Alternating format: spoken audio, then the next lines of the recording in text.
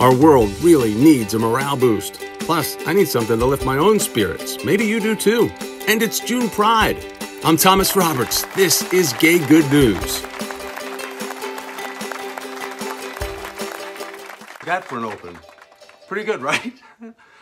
We are on a really interesting moment in time right now where I could do this from home, and I wanted to do it, so it's great to be with you. Hi, everybody. I'm Thomas Roberts, and you are live from my in-bedroom studio right now as we embark on this whole new journey together for GGN, which is Gay Good News.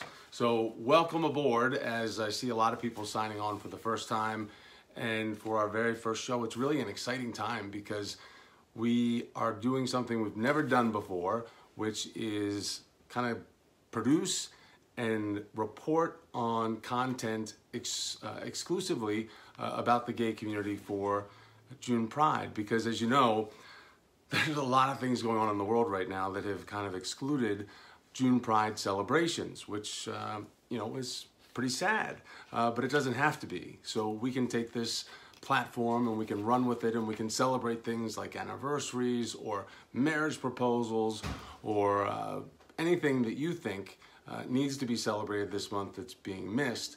We need your advice and we need your tips and your leads. So feel free to send them out to us because the idea of this show is to connect with you on those very personal things and make sure that they're amplified, that your voice is amplified for those special anniversaries or those special engagement moments that we all want to handle together. And the hope for this show is to do something. Oh, Mom. Hi, Mom. You just signed on. The hope for this show is to do something really fun and really special, because we've been through kind of a weird moment with isolation. And I know that for me, it's deeply personal to connect with everybody on such an important issue like Pride Month. And knowing that the LGBTQ community has supported me for a really long time,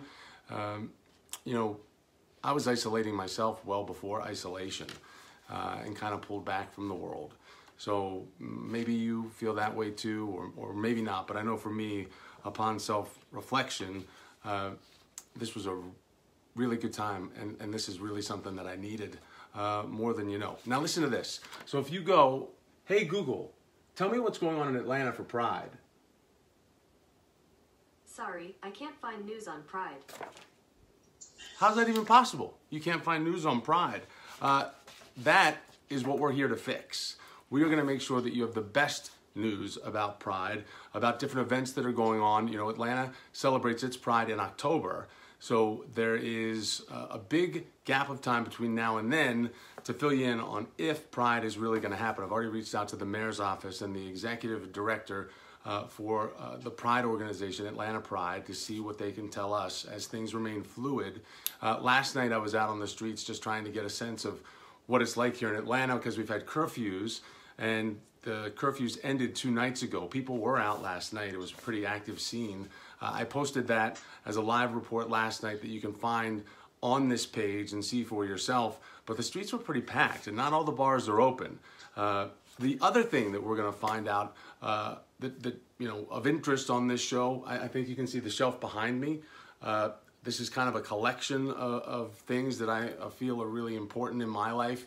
And we're going to answer your questions about what's on the shelf. So feel free to send in any types of questions that you have, and I can give you little nuggets of information about what's on the shelf.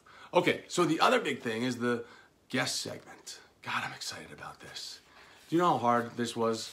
I worked really hard at making sure that this happened today, because this man is so important. He's probably one of the most important people on the planet right now. And he is the best thing to come out of COVID. You know who I'm talking about. Leslie Jordan. So Leslie Jordan agreed to be our very first guest today, and he happens to be right here. Oh my God, hold on. Leslie, hi. Hi. Look at who's here. The fantastic Leslie Jordan. It's so nice to see you. Well, thank you. Thank you very much. I'm glad to be here. And the first guest, and what a wonderful introduction. Well, the most important man on the planet. Well, and the best thing to come out of COVID, because you did not have this amazing 4.7 million Instagram followers now. You went to bed one night and woke up the next day with millions of followers. What happened? Well, I had about 80, which I thought was huge. I didn't even start Instagram till about a year ago. I was on a television show called Call Me Cat for Fox. And I would say something funny on the set, and the publicity girls that are always hanging around said, post that, post that. And I swear to you, I didn't know what they were talking about. I thought it meant poked it or something. I didn't know. And so they said, are you not on Instagram? I said, mm-mm. They said, oh my gosh, Leslie. And they opened, me an account. Right. I started, doing every 2 and 3 days something cute. And I had about 80,000 followers. Which is nothing to sneeze at. Yes. Actually, I had 20,000. And then Megan Mullally, my dear friend from Will and Grace. Karen. Karen Walker, posted something, one of my posts, and it jumped to 80 overnight. And then I was at my mother's house in Tennessee, and somebody called and said, Leslie, honey, you've gone viral. And I said, no, I'm fine. I'm at Mother's. I wasn't being silly. I really wasn't. I said, no, honey, I'm fine. I'm at Mama's. They said, no, you've gone viral. I said, no, really, I'm fine. And they explained it to me, and I went on there, and I had, it just happened. And I don't know how that works. I really don't. I just had started. I was in Tennessee with my mom, and I figured out before we had to hunker down. Yeah. I thought, we're gonna have to stay at home, and I think I'll stay here. And so I couldn't stay with my mom. That would, you're 64, you cannot move back in with your mother. Right. And I have identical twin sisters who are 22 months younger than me, so it's like a dog and pony show with those 3 old women. And so I got a place near there, and I would sit in that little bed and breakfast in Chattanooga, Tennessee, and come up with funny ideas. And so that's, just here I am, a viral sensation. You really are. I mean, it's amazing when you think about the power that you hold in your hands now.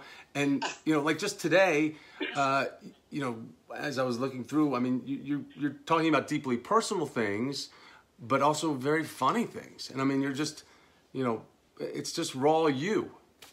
What I'm trying not to do is make money off of it, because that's not why I started. And I have had, companies come and, when you hit 4 million, and it's kind of frightening to me that people can find your address easily. I mean, you can't in this day and age. Yeah. But boxes of stuff, boxes of candles, and people that have new companies, and cast iron skillets. I've just got presents stacked everywhere. Just so you could talk about it maybe on Instagram. Hoping that I'll talk about it on Instagram, but I don't want to do that too much. Yeah. Then it becomes something else. Well, I mean, the product placement aspect of it takes away from just kind of the funny in your life moments that we all get to have, because it's just you being you. And I had never heard this word, monetize. You think, how'd you never heard that? I've never heard that word. That we need to monetize this. People call, you need to monetize. I said, no, I don't want to monetize. Monetize. I'm just fine having a good time. And what is the most popular post that you've put out there so far? Is there one that stands out more than the others? The one that got the most attention was so silly. I was talking about how long the month of April was, and I used the F word, which I wish I hadn't, because I think it would have come bigger. I said, how many days are in this month? And then Mother yelled from downstairs, who are you talking to? And while it was going, I said, my mother asking me, I'm talking to my friends. I had like a little teenage girl feel. A moment. I'm talking about friends, Mama. Yeah. Well, that just went crazy. People went millions and millions of people. Have you gotten your mom on Instagram? No, she won't. I begged. She's so private. My mother is a bashful blonde. She's 85 and still the most beautiful woman on the planet. And I'm not making that up. When I was little, I thought she was a fairy princess. people would say, talk about a fairy princess. But my mother is very, very private, and that's a bone of contention because I've used her in so many of my one-man shows and stories about her. Right. And now she'll say something and she'll will right at me. Don't you put that out there. Well, do you think maybe she has a secret account? What if she had a secret account? Just so she could see what you're up to. Maybe. Who knows? Make sure that you're not using the F word anywhere. Oh, my gosh. She said she saw my show one time, and I can get pretty nasty in my show. She said, you weren't raised that way. You were not raised to talk like that. So I don't know why you think that you have to talk dirty to be funny. I don't know. You know what I say now? Bought you a condo. That's right. That potty mouth got a condo. Because I bought her and my sister's most beautiful place in Chattanooga. It's like Laura Ashley threw up in there. It's just Now, everybody's good, right? Because you said you went to do isolation in Tennessee, and while you had your own little place, I mean, you were still close by, but everybody's good, right? Everybody's good. They just went to Tybee Island. I treated them. They really wanted to get out, and Tybee Island. I did a TV show years ago out of Savannah for Sky. It was not an American television show. It was so odd. It's called Living the Dream. But I love Savannah. We discovered Tybee Island, which is a little Gorgeous, yeah. Yeah, island there off the coast of Georgia. And so they just got back yesterday, but they had the most amazing time because it's kind of quiet there right now. Oh, yeah. As you can imagine, people aren't traveling. So now, if people are looking up and seeing what you're doing, some might be surprised at this resurgence, and interest in your life, especially the fact that I was looking around. Are you dating Dylan McDermott? Kind of. Okay. We did American Horror Story together, and I was so smitten. I'd sit there and try to be cute and say fun things like you would in high school. And we just kept it up on the internet. And he, a lot of people don't know how funny he is. I mean, Dylan McDermott is intrinsically one of the funniest people I know, and he's very smart.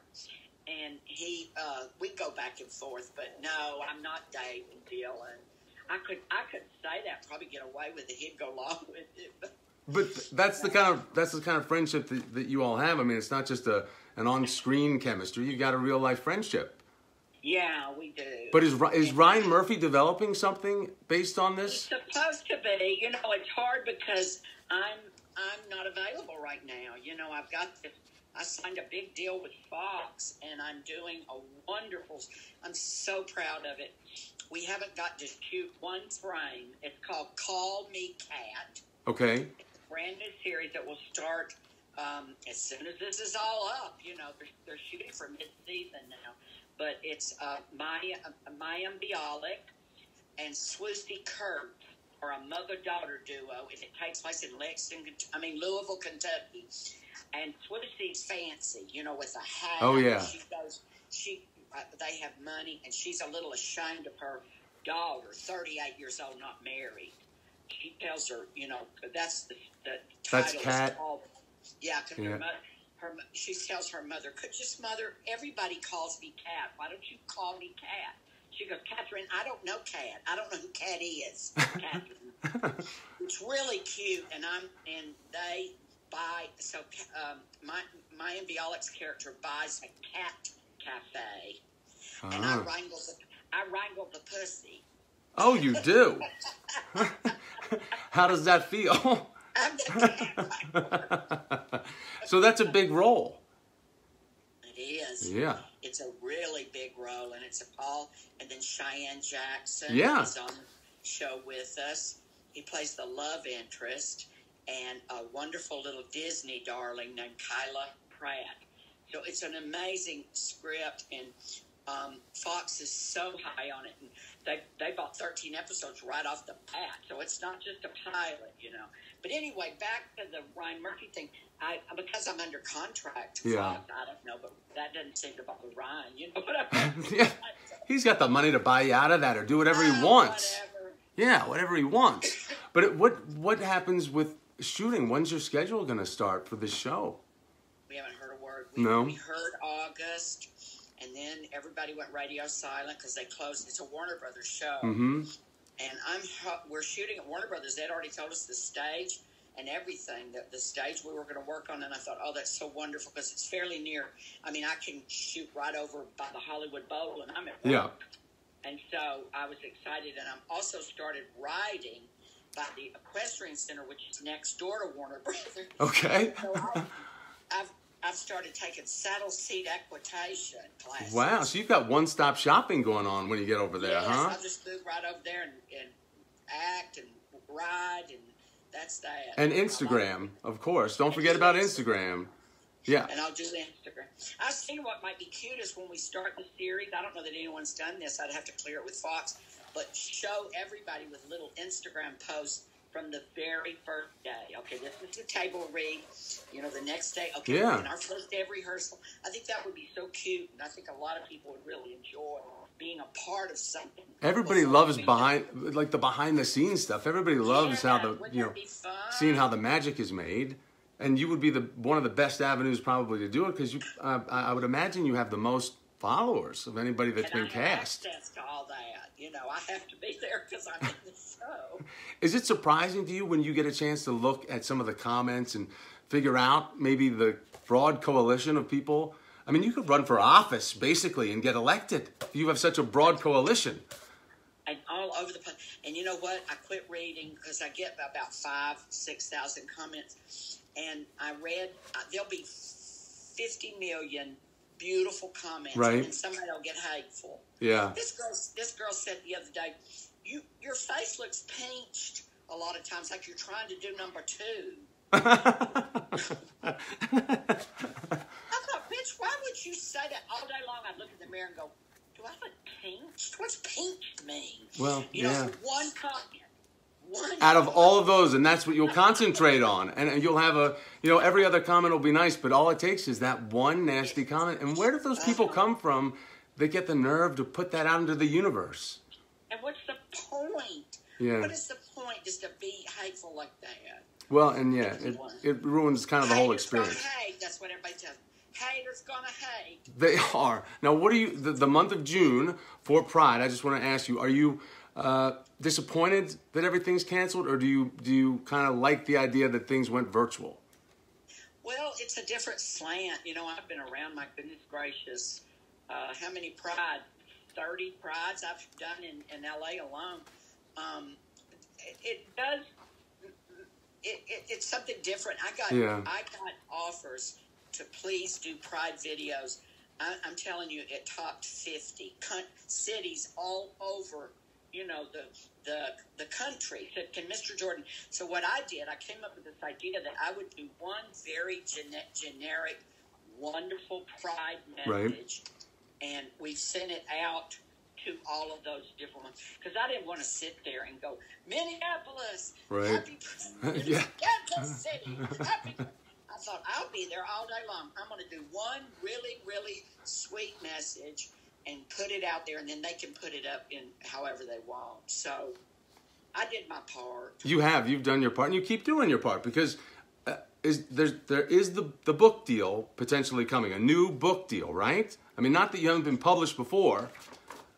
No, but this one is really, really fun. I can't talk a whole lot about it right now. Oh, come on, Leslie, break some news right here with our GGN family. Well, I think I'm going to call it Love Like Leslie, and I think that I'm going to keep it more. I wrote a book, My Trip Down the Pink Carpet, was more about growing up gay in the South and my religious upbringing. I've written about that a lot. I want to write what it's like to be 65 years old and an internet darling, and what my life is like currently. You know what I mean? All that fun stuff. Has it changed? As an internet darling, has it changed that much? I mean... Well, I don't go anywhere anyway, so I don't know what, you know. I'm a recluse. Well, the great thing about this is, because everybody does want to hear from you, and this gives you the opportunity to do so in a longer format. You know, not just these like quick little bites that you got to produce for Instagram. Exactly. And what I thought I would do is take all of my Instagram stories and just, you know, expound on them. this story. Oh, this was a popular story, and tell a little bit about this and that. I don't know. That's the beauty of writing a book, is that you start with an outline. You get this money, which people think, oh, this big advance. Well, it comes in 3 increments upon the deal, and then delivery of the book, and then publication of the book. So but I like the process. I'm good at it. A lot of people don't like to write. I like it. The only problem that I have is I want to get people to read what I've written, and they don't want to. I'll come and listen, I'm gonna read you. No, I don't want to. I don't want to hear it. Yes, listen, I wrote this down. I just want you to hear this part. And nobody wants to. Are you the type that keeps, do you like to journal on a regular basis when you're not in, say, a book frame of mind of writing? Yes, I wish I had it right here. I have a book. I have under my bed right here journals going back to when I was 17 years old. Oh, wow. And I'm like a high school cheerleader stuck in an old man's body. I buy stickers. I decorate. You should see. I wish I had one right here. Oh, it's you wouldn't believe it how I do, and it's daily. Daily? I can tell you what I was doing. I cannot go to bed at night without doing it. I've journaled forever. Wow. I was taught when I got into recovery. I'm 22 years clean and sober. And when I got Congratulations. Well, long time between cocktails. Yeah. I'm teasing. But I learned very early, they said put pen to paper, and it slows the mind down to the speed of a pen. And you'll get clarity. And so I write in a longhand. And you doodle at the same time? Like if you get a little, creative inspiration, you'll doodle along? All kinds of stuff. Wow, and that is something you should show the publishers. Why don't we just, print your diaries? We should. Yeah. Well, I don't know, not all of it. And so every night you'll write at least a page or so, or just at least down maybe your schedule for the day? Depends. It used to be more involved. It's so funny to look back when I was younger and all that angst. Yeah. I'll go back and read, and this boy, I love him so much, and he blah, blah, blah, and this boy, and half the time I can't even remember. I go, who was Travis? It's a good thing you wrote it down. I don't ever remember. And I thought if you read it, it's like I was going to die. If he didn't do this, I'm going to die. And I don't even remember who it is. No, but that's great that you have that to kind of, jog your memories and put you back in that frame of mind. You may not remember who the hell Travis is, but, you certainly can remember that angst and that feeling, that yearning.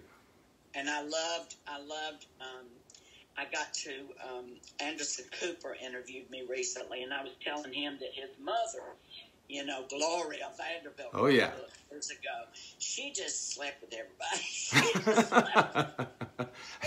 That's so great to walk in and be like, Anderson, your mom's a slut.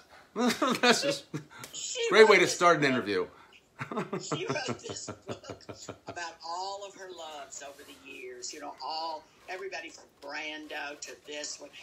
She was young and beautiful, and I love the title. The title was It Seemed Important at the Time.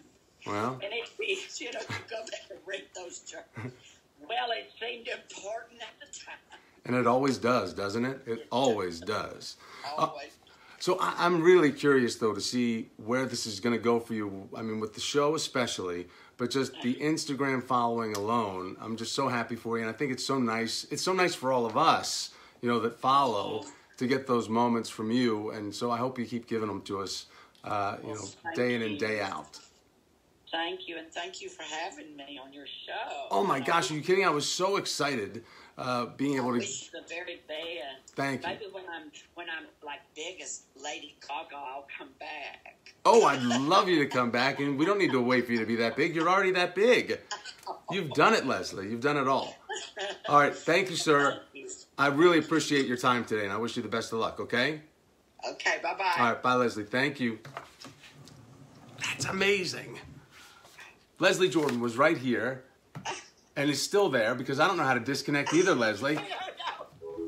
There, he went by. Thanks, Patrick. He is so funny and just so nice. I mean, it worked out. I put in a lot of different calls trying to make this happen. And when it came through, I was so relieved because I wanted to make sure that we had something great for you today. But there are so many kind of highs and lows and roller coaster issues of making sure that you can get somebody as good as that to join you, because he kind of blew up just overnight when you think about the Instagram fame. And if you haven't checked him out on Instagram, go do that. It's at the Leslie Jordan. That's where you can find him and follow along. And I mean, he puts up the funniest stuff. He was talking today earlier about the fact that it was Nancy Sinatra's birthday and that he could do the pony, and was demonstrating how to do that old dance, which is really, really charming when you watch him.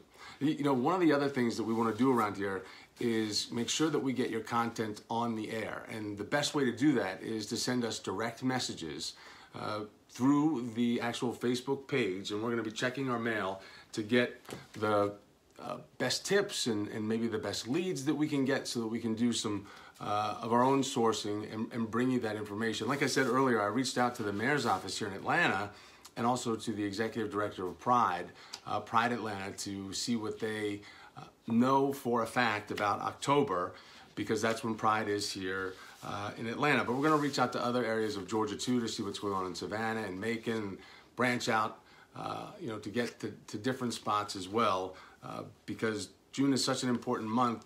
You know, born out of protest was June Pride, as we think back on the Stonewall riots of 1969. So many cities around the country then adopted June as being its month to show pride.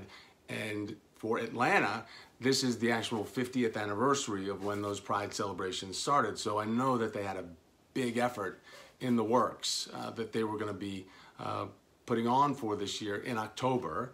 And as we see right now, there has been other news and other developments, not only with COVID-19, that have put a pause upon what type of celebrations are going to take place, not only here in Atlanta, but everywhere. So we're going to keep working on that. The other thing that we're going to kind of leave you with is a joke of the day. Now, I've been working on getting a joke of the day, and I don't know if I got it. I might have gotten it while we were on the air, and now I can't get to it because I just don't know how to right now without messing up this entire live feed. But we're going to be back Wednesday with an entirely new show. And I hope that I get to hear from you in between then, because I really want this to be informative for you and a way for all of us to connect together and celebrate Pride through physical distancing, but not really through social distancing. All right? So thank you for tuning in today. I really, really appreciate it. And I'll see you on Wednesday. Bye, everybody.